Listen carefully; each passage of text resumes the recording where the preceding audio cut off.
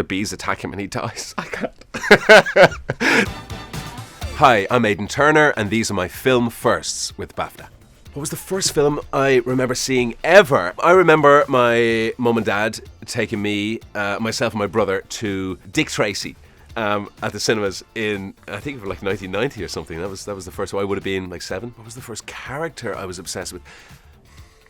I had a thing for Leonardo from the Teenage Mutant Ninja Turtles. That lasted a while.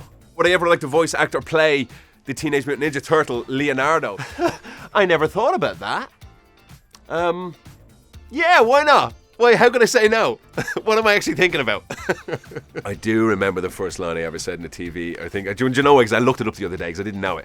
And I knew what it was in. It's in the opening scene of The Tudors. I had a line, I forget who it is. It's Sean Pertwee or somebody gets off a carriage and I say, Prego, Your Grace, prego, in this awful Italian accent, like Peter Griffin from Family Guy when he goes dabba dabba dooba dabba deeby, that kind of an accent, and that was it, yeah. And I think it's probably looped as well. I think it's looped with my voice, so the whole thing is pretty embarrassing and awful. So check it out.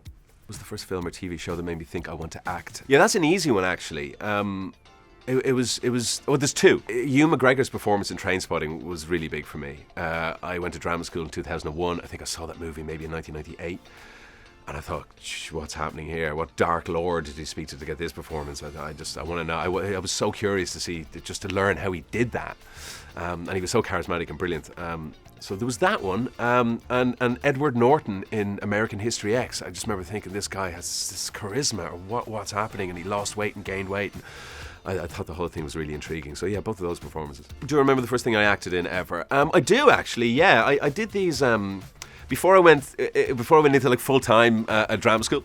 In the same drama school I was doing an evening class for like 2 nights a week, and I remember crapping myself. I remember sitting down with a bunch of people who were all older than me. I would have been like 17, had never acted before, anything like it. And they had, so, you know, they were certainly familiar with it or wanted to do it. I don't know why I was there. I was terrified. And the exercise was, you have to walk out of the room. So you enter the room, you hit this mark, and you say something, and then you leave. And I thought, what is this? Like, it's not prepared. And I didn't know what to do. And I remember walking out the door to like walk back in again for this thing. I remember walking out going, I don't know what to do. This is terrible. I'm so scared. And I remember walking in and just having this idea as I opened the door. I felt like a real estate agent or something. And I walked in and I hit the mark and I looked around the room and I faked a cigarette and I looked around and went, yeah, I'll take it. And I put the cigarette out and, crunched it or whatever. And that was it. And it's always stayed with me. And I don't know why. I think I was just so terrified at the time that it's left its mark. But that was it. Yeah. My first audition was for drama school. You had to pick like a Shakespeare speech and a contemporary speech. I don't know what the contemporary was, but the ball's on me. I not knowing what the hell I was doing, I picked a speech from King Lear. King Lear speech, "O reason be not the need" or something. One of the last speeches. Just why not start from there? Like 18-year-old boy playing King Lear. I think it was probably so awful they let me in, or they just appreciated the kahunas on this kid playing King Lear. But yeah, it got me in.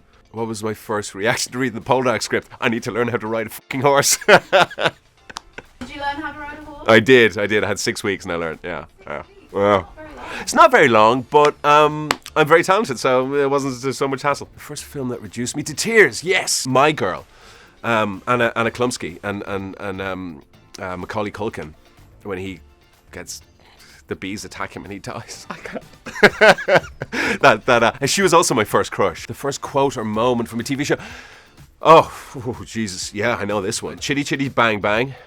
I think you know what I'm going to say. Anyone my age will know what's next. It's the child catcher guy. It's just terrifying. And he would say something like, it was, come here, little children, get your lollipops, or something. And that traumatized myself and my brother 4 years. Cheers, Mum. It's the most frightening thing. It's so scary. It's so scary. I mean, what were they thinking letting kids watch that film? What was the first film you watched at a young young age that you definitely shouldn't have seen? Well, I mean, look, probably Chitty Chitty Bang Bang at this rate, right? Because now my hands are sweating since I've mentioned the child catcher guy. He's not gone. There's also another scary guy. It's not that it's one of my favourite movies of all time. Willy Wonka and the Chocolate Factory, with Gene Wilder. But there is that Arthur Slugworth moment that's also traumatised me. You know, he pops out of nowhere and talks about, you know, the fifth ticket or the golden ticket or something, and he has the glasses. And I remember even at the time thinking, I'm not going to get over this quickly. Like, this is going to stay with me. And now, 30 years later, I'm talking to you about it. So that left his mark too. I'm pretty traumatised, it turns out, by watching all these movies, these kids' movies. They don't make them like they used to. What was the first film or TV show I was obsessed with? I guess being Irish, and a kid at the time, I suppose it would be some Irish shows. There was, you guys will know from The Big Breakfast that Chris Evans and Gabby Roslin, they had these two puppets called Zig and Zag. Well, Zig and Zag had their own show in Ireland. They were on a program called The Den, and that was a big hit for the kids. Bosco was another show. It's just this little hand puppet who lives in a box. Classic. And there was another show that nobody knows, but I was obsessed with as a kid. It was called the DJ Cat Show. Check it out. It's pretty bizarre. That was my first day like on The Hobbit.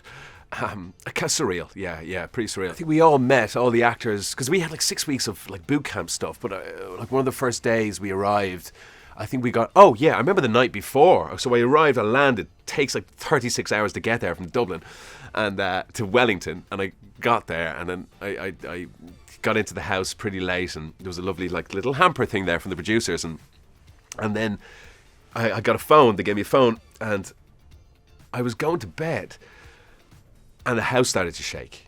It was an earthquake. And I was terrified, and I didn't know what was happening. And then my phone just lit up, and the producer texted me. She said, "Hey Aidan, welcome to the Shaky Isles." And I remember the next morning then going and like just sharing this with all the Kiwis, going, this happens all the time. And then so we're on set, and all of us dwarves were there, and then we were told that Peter wants to meet us, and he's in Bag End. He's in the Hobbits' house. So we went in, and we met him in the Hobbits' house, and we hung out, and I think we had lunch there. It was my first reaction on being offered the role in Rivals. I mean, I was just thrilled. I didn't know. I wasn't aware. I knew who Julie Cooper was, but I hadn't read Rivals or Riders or any of her books. So I was just kind of just deep diving into just the story and you know what it's all about. I suppose it's always nice when you're offered something and.